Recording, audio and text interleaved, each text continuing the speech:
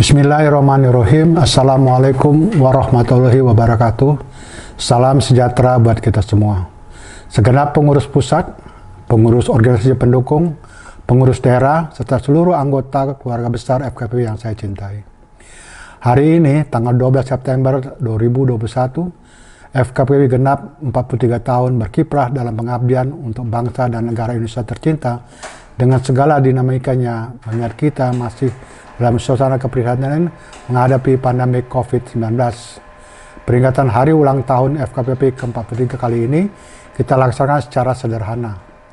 Walaupun dilaksanakan secara sederhana, kiranya tidak mengurangi maknanya sebagai rasa syukur kita atas capaian selama ini kita menjadikan FKPI sebagai organisasi kemasyarakatan yang mandiri dan handal.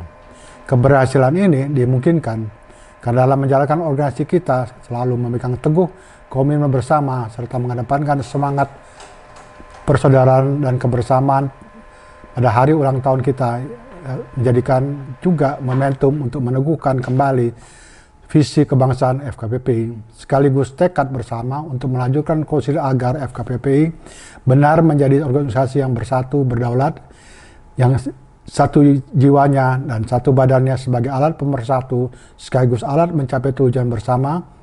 Dengan demikian, FKPI diharapkan mampu meningkatkan peran perjuangannya bersama komunitas bangsa lainnya dalam ikut serta membangun bangsa dan negara Indonesia tercinta, sebagaimana tema peringatan HUT FKPI kali ini, yaitu dengan semangat bersatu dan berdaulat FKPI, berperan lebih aktif dan lebih mandiri dalam membangun bangsa dan negara untuk mewujudkan negara yang merdeka, bersatu, berdaulat, adil, dan makmur.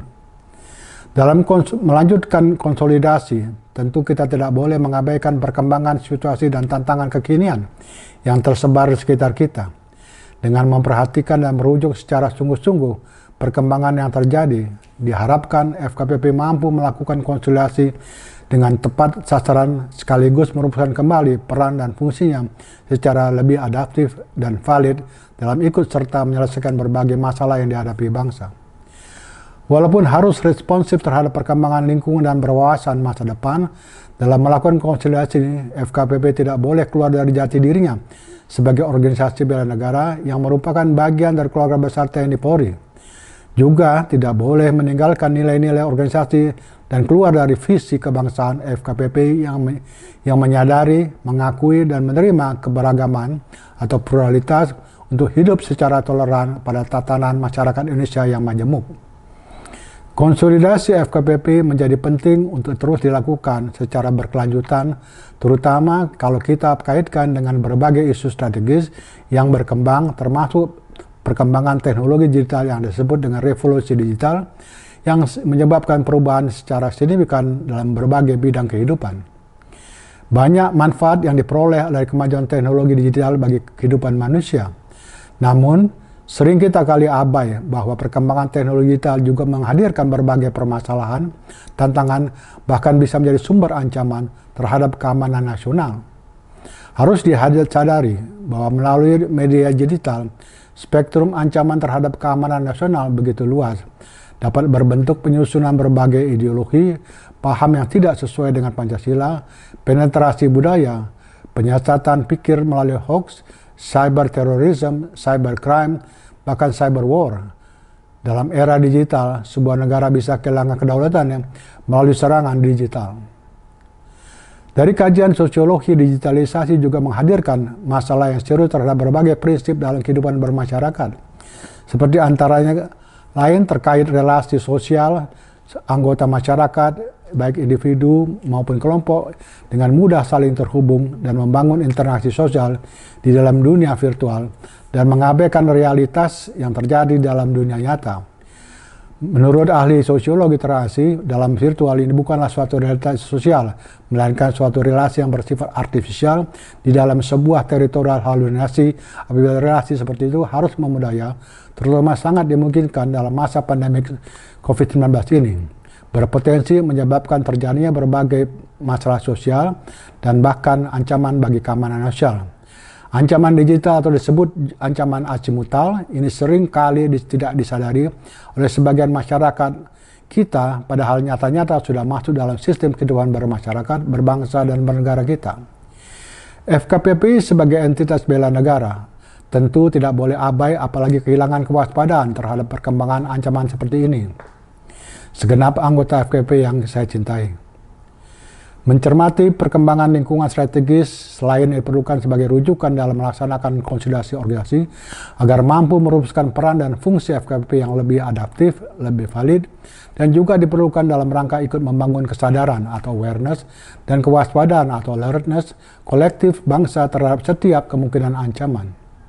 Kesadaran dan kewaspadaan kolektif ini sangat dibutuhkan karena pembangunan bangsa atau nation building dan pembangunan negara atau state building menuju cita-cita kemerdekaan sangat memerlukan partisipasi seluruh rakyat Indonesia.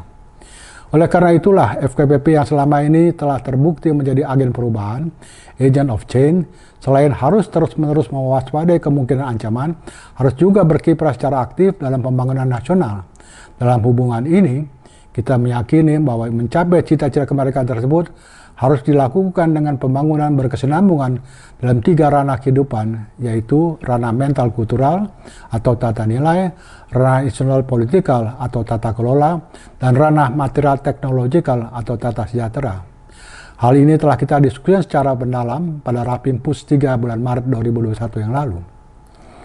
Ranah mental kultural atau tata nilai perlu dibangun terus agar kehendak dari bangsa yang majemuk itu hidup bersama dalam bangunan Indonesia harus terpelihara.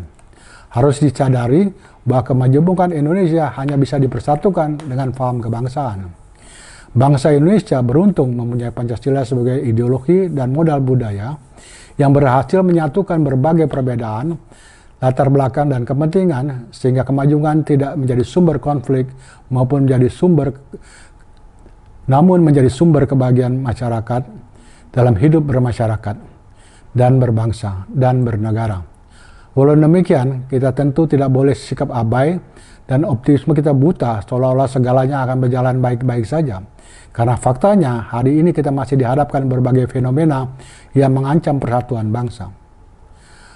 Ranah institusional politikal atau tata kelola yang pada umumnya dikaitkan dengan desain kelembagaan dan tata kelola manajemen negara yang meliputi tata kelola pemerintahan, pengelolaan politik, ekonomi, keamanan, hukum, dan sumber daya alam dan sebutnya, perlu terus dibangun berdasarkan paradigma Pancasila, merumuskan pilihan sistem ketatanegaraan yang sesuai bagi bangsa Indonesia, yang heterogen dan multikultural dalam rangka memperkuat peran negara atau state building, tentu sangat penting agar Indonesia tidak menjadi salah urus dan menjadi negara gagal, sebagaimana diperingatkan oleh H. Mogul dan Robinson oleh tahun 2012.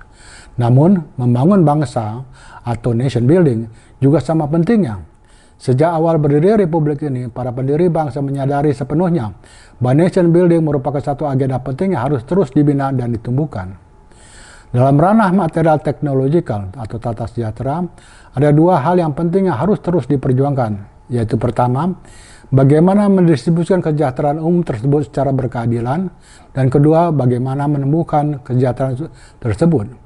Dalam konsep negara kesejahteraan dan negara keadilan yang dikenai oleh para pendiri bangsa, maka kesejahteraan harus didistribusikan secara berkeadilan meliputi harta atau wealth, kesempatan atau opportunity, dan status kehormatan atau privilege.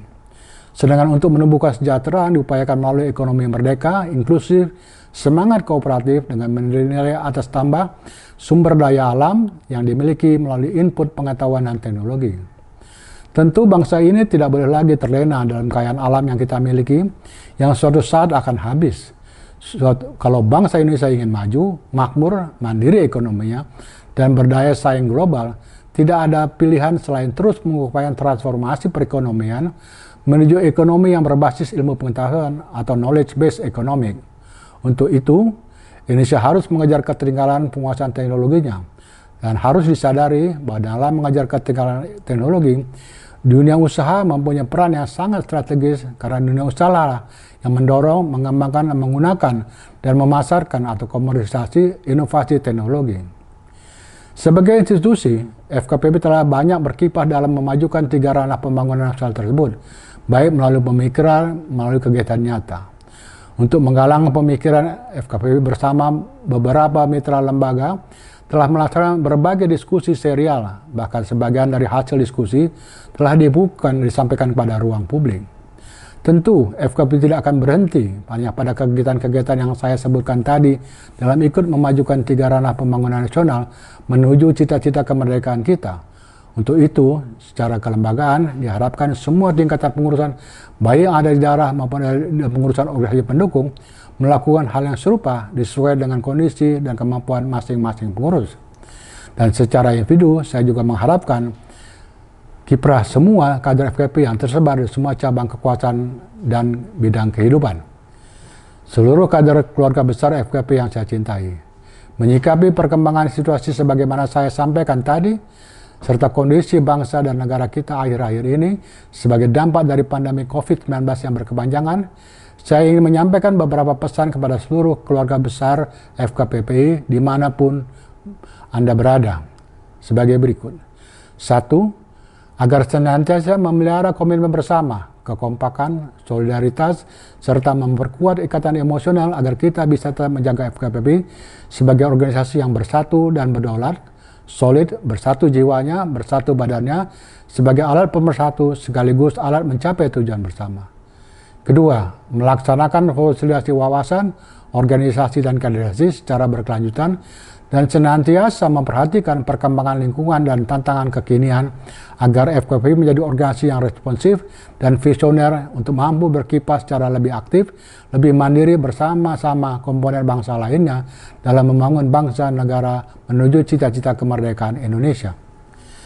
3. Senantiasa memperkuat komitmen kebangsaan kita, baik secara individu maupun secara organisasi, agar FKPPI meningkatkan kualitas hubungan dengan pembina TNI dan Polri, serta keluarga besar TNI Polri lainnya, dalam melanjutkan pengabdian bersama demi kepentingan bangsa dan negara Indonesia tercinta.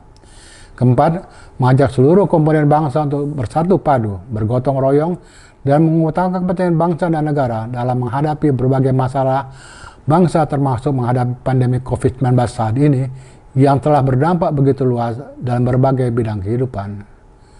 Segenap keluarga besar FKP yang saya cinta pun dimanapun Anda berada. Demikianlah sambutan saya atas nama keluarga besar FKP dalam rangka memperingati 43 tahun perjalanan keluarga besar FKP. Selamat berjuang serta terus berkarya untuk kepentingan pembangunan bangsa negara Indonesia yang kita cintai.